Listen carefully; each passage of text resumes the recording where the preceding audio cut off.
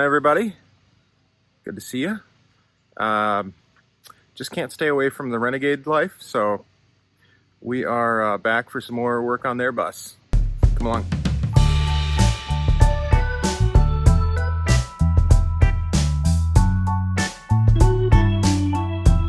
So we got the solar panels installed. Well, we got them up there. JD installed them himself, or locked them down later that night or a couple days later, and it's time to get the inverter sorted out. Oh look, there he is. Let's say hi. All right, so we're back here with back for round 2 on this crazy project. So what do you got? So what do we got? Lots of stuff. So we got batteries. This is going to be the one of the main hubs, basically, for the electrical side of stuff. We've got a breaker box we're going to be throwing in back there. Okay. I believe that's going to be the 220 breaker box, because my inverter puts out 220. That's right. So my thought is, and then this guy right here is a step-down transformer. Yeah, saw right that. here. So I've got some appliances. There's going to be a mini split that runs 220, and then my electric hot water heater is 220 as well. So some of that we're just going to go from the inverter into that breaker box, and then out to the appliances. You know, I was thinking about. Uh-oh. Do you only heat hot water, or do you heat cold water sometimes too? Sometimes it's cold water too. I mean, it just varies. I don't know. A friend of mine was giving me crap for calling my electric hot water heater. It's just a water heater. Did you have a bonfire recently? No, but I'm smelling it too. I'm smelling something. It's not us, is it? No. Yeah, I got. I didn't fart. Okay. It's good to know. Sorry. We can edit all that out. That won't or not. That's not going to make the final cut. Depends on what kind of YouTube channel you got. So that we're going to have a bunch of stuff stationed right here. This fancy board is going to be what has the inverter mounted to it. Okay. And then that's going to go right here. See, I even notched out a little bit right there, so it fits even nicer. And carpet on the back for the. And that's going to have enough clearance there. For what? For the inverter? It seems awfully skinny, but there's for it to fit right here. There's 5-6 inches there, I guess. So it's 4 1/4 thick. Okay. 4 1/2. Oh, plenty. What are you worried about? I don't know. I haven't seen the inverter yet. I mean, forget that. I don't even have to do that notch. Just put that piece of wood back. It's fine. I'll go. Yeah, we can haul that inverter out here now. And that way, I'm trying to haul out all the pieces, so that way we got a general idea on where to throw stuff. And today, the goal is not to get it all in perfectly. No? No, the day is to get it functional. Because the mini split is not going to go until next spring, so there's elements of that we don't have to really worry about. It's a great day when it just fires up, and you see power going into the batteries. It's being the coach is being powered from it all. It's exciting. Yeah, I agree. And good news, I think. So decided, you were talking about how you got your coach set up with just one leg of power going to the house stuff. I was thinking about it. I don't see why on earth I shouldn't just be doing that as well for the inside stuff. I mean, because there's no heavy lifting appliances. I don't have rooftop airs anymore. I've got the fridge. And then if there's a cooking skillet or something like that, but on a 30 amp leg, which is still easily fine. It gets a little tricky running like cooking skillet and a microwave, and if the refrigerator's on. But I don't know, is yours a normal fridge or is it an RV fridge? It is a normal fridge. It's kind of like a bigger dorm fridge. It doesn't have much of an amp draw on it. So between that and our microwave is a 700 watt. I'm not sure what the kick is when it first turns on, but most breakers are made to handle a little bit of a kick or surge, but actually we only had problems. Our 20 amp breaker blew when we did that. We didn't have 30 amp problems. So you upgraded your breaker to a 30 amp? No, we just if you tape it in the on position, it works way better, right? No, we just don't use the microwave while we've got the double electric griddle going on, or whatever, the 1700 watt one. I think ours is only 1500. Well, then you'll probably be more better. It's a smaller guy. Yeah. Not the big flat. Yeah, we got the big. Well, you've got cook like for what, fam. 15 kids? 16? How many? You feed a lot. Four. That's it. Oh. That's twice as many as we got. And yours are 5 times the size of my kids. They are. So you were also mentioning a little bit before we started here. You were buying a lot of stuff, and we're not quite sure exactly all that's going in. So what do you got going on over here? This project has been 2 years in the making. So I bought the solar panels 2 years ago. Just bought the batteries back in December or January. But I've thought of a few different things. So I've got, what do I got? Oh, just some wire in here. Here's our MC4 connectors. All right. So the breaker box and that step-down transformer. And then lots of various different crimp-on lugs. I wasn't sure. I've got another box of a different size in there. Those are good ones. Because I was going back and forth on what to actually use. I bought some crappy cheap ones the first time, and they were not good. Those are nice ones. Oh, I do have some crappy cheap ones in the garage. Okay, well, at least you didn't burn wire to find that out. That's true. I think I have 3 or 4 different sizes of these little terminal blocks. Okay. That are so tiny they're basically useless. Yeah. What else do we got? Oh, some of these selector switches. All of those. I've got two of the 3 position, and then I've got one, I think a 4 position here somewhere. Don't remember why. What are those, the shiny things over there? These shiny things? Yeah. So these are, what are they, step-down converters? So they go from either 110 or 220 down to 12-volt DC. Oh, okay. So this is what I was running for the longest time in here because the battery bank that came with the coach was just shot. So I just bought one of these for $30. Took a month and a half to get here from China. So I bought another one, and I'm planning on running these.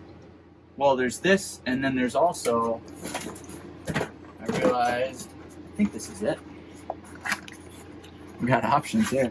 We've got a step down. So this is a 24-volt DC down to 12-volt DC converter. It's only it's a 40 amp output, though. So this is one option that I guess I thought of at some point in time. And then there's these that'll run through the inverter and then give me the 12 volts this way here. So we got 2 options there. And all right. I can't remember what these are. Let's find out. Is that more? Oh, my bus bars. The heavy duty. I want to see that. Because I'm not super thrilled with mine. Let me get a drill. Okay. Oh, you need it. Is my impact up in here? Yes. Thank you. I mean, these things actually look pretty decent. And this has got like knockouts. It looks like on this. Yep. Is this all Alibaba? AliExpress. Or AliExpress. Yeah, from a year and a half ago. They look like they're pretty. I like those. Pretty beefy. Yeah. 4-port, and then you just you can just slide these out. Thread your wires through, or drill holes in them if you wanted to actually. These are way more heavy duty than the ones I got. Like these standard marine ones. If you look on Amazon, basically if you look for bus bars on Amazon, that's what I got. But those are really nice. So the thought is, I don't know if it's going to be big enough to do the covers, but doing not those lugs, these lugs. So the 2-aught welding cable, which is somewhere here. We'll find it when the time comes, I'm sure. It's here. I've got a lot of that stuff. So then that's run from the batteries to these to the inverter. And that's what's in that box. I think this is a. That's the entry port. We're gonna need to do that. Yeah, I got 2 of these. Actually, I think I got 3 of them. Yeah, I got 3 of them. I forgot I ordered them at one point in time, so I ordered more. If you want to limit the amount of holes inside, I was able to, on mine, I was able to run two sets of wire through this one and 2 sets of wire through that one. Because, or at least, I don't know how thick the wire you have. I brought some I like the sound of it. And then I just have one of those up there, and each of my strings goes through one of the ports. Maybe that's not the best way. I don't know. Does it seal? I don't have water coming through there. There you go. Might have water coming through other areas, but not there. Hey. Now good news. Yeah. I didn't see any leaking in the bus. Oh, that's great. This morning from all the holes we drilled. Yeah. The solar panels up. A couple more than we needed to, but that's all right. Yeah, everything's sealed up good, I think. All right. Well, This is a nutshell. Oh, and then this bag or box of, dude, more bus bars. This is my BMS.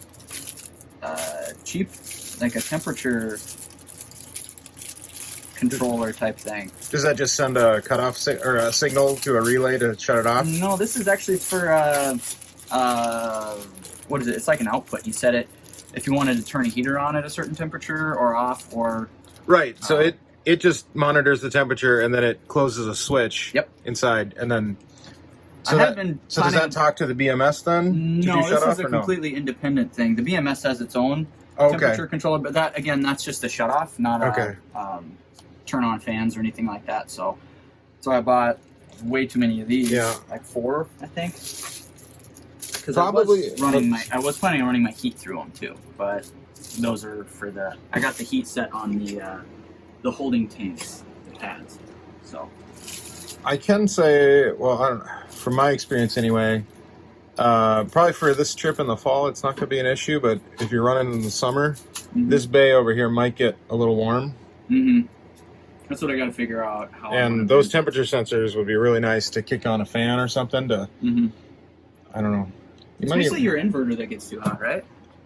For me, it's my inverter and the, Oh, yeah. well, the MPPT controllers. But yours is all in one, isn't it? Or no? Yeah, it is. So that's that thing that's mounting on the board. Oh yeah, here's the actual BMS. This is the shut off solenoid. Check out how beefy this thing is. Wow, that's nice. 400 amp. As it should be. Yeah. I made the mistake early on when I was buying stuff of buying, I need a 200 amp. Okay, I'm going to buy a 200 amp. No. Ugh. You're way better off going overboard and then stuff stays cool and doesn't get hot and burn up. Although I was watching, was it Will Prowess? Yeah. He bought this same setup, and he was saying that this was getting really hot on his unit, like just in order to keep the contact closed. Yeah. Is that it was just getting crazy hot, but I guess you need that much. Well, he pulls a lot of high loads too, and I don't know that. Well, it wasn't if you're from the load. He was explaining that it was just the heat from it staying closed, not the current passing through. Oh, really? Yeah, just in order to keep it closed, which. And that's constant duty? Yeah. Should be. I mean, it looks beefy enough. It should be. It came with the BMS, so I'm assuming. Wow. I don't read Chinese, so all I see is 12 volt DC 400A. Okay. Let's take a look at the BMS. Yeah. So this thing right here, it's a chargery BMS. Isn't that screen cute? That's nice. So does that do capacity monitoring as well? Is that a shunt in there? It does, yes. That's going to be cool. Comes with a telephone cable. Are we going to have any chance of getting this going today or no? I think there is a chance, actually. Well, my plan is just let's hook up the BMS. The inverter is relatively simple. I did power that on by just plugging it into the wall. Right. I was messing around with it that way. That's pretty simple. Hello? It's so cheesy. Yeah. So this part goes inside the bus up top. Then there's the shunt. Well, the good thing is you can go to any Goodwill and get a really long telephone cord. For 50 cents. Well, you might have to buy the phone with it. Yeah, for $1. Like that one from Napoleon Dynamite. Oh, yeah. The giant. That's how it goes. So this is the actual BMS itself. Okay. And it does have 1.2 amp balancing feature, which I don't think is going to be really worth much of anything on this bank. I mean, over time, it might help. I mean, I know it's set for a month. Well, that's the thing. Hopefully, if the drift isn't much, it might keep everything in check. But that does monitor each cell group. Yeah, cell group. That's the word I'm looking for. Okay, so at least you'll know if it's drifting. Yeah, that's true. That's true. And knowing is half the battle. And then I got the shut off solenoid, and again, the goal is not to have this be super pretty, but let's see if we can get some power going on today. Yeah, let's get it functional, and then we'll. I think it's possible. Okay. Well, let's probably get to it, huh? You want some coffee? Sure. I'll have some more. I already had 2 cups, but I got more. So we've been working here for a while, getting everything wired up. Got half of it done. We're doing two strings of 5 panels each to keep the volts down to about 250. Down to about 250, yeah. Here you can see, this actually could maybe use a tick more die core, but I think it'll be all right. You can see kind of how that works out. So what we're doing is just connecting them all in series and then zip tying them to the bottom of the rail. And making our way over to the center where it all goes down in. And we'll show you how that's working there later. Oh, and this is how JD ended up finishing it off, because the unistrut stops here, and then he's just gonna leave those pieces of wood there just to hold it up and hope for the best. No, it's got some metal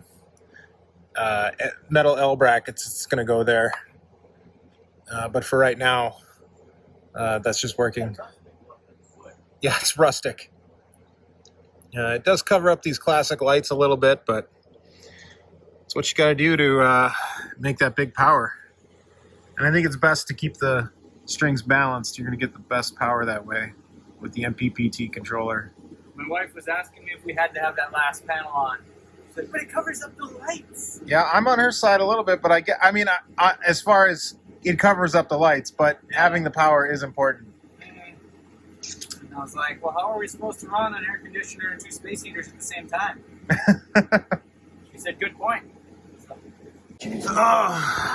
So we got everything wired up there. All the solar wires are coming down there. This is what he's using for the breaker. Hopefully it works out okay. See what happens. Yeah. Got the inverter installed there. This is the 240 volt AC. Yep. Right? The European model. European model. Hopefully everything works out all right. Mm-hmm. We'll see what happens. Might be able to juice some stuff later tonight. This is kind of interesting here what the plan is. These are these sweet batteries. These are what? How many amp hours each are these? I'm not sure what the amp are. So they were originally rated for, what was it, 5.5 kilowatt hours. Right. And then most guys are saying they're pulling between 3 and 4 kilowatt hours a piece. We haven't even cycled them yet. I'm hoping they wake up and they get a little bit better. I'm hoping too. It looks like he's going to put this lug. It fits just barely over there, and just kind of press it in there. And I think that's going to work pretty good. And then hopefully do the trick.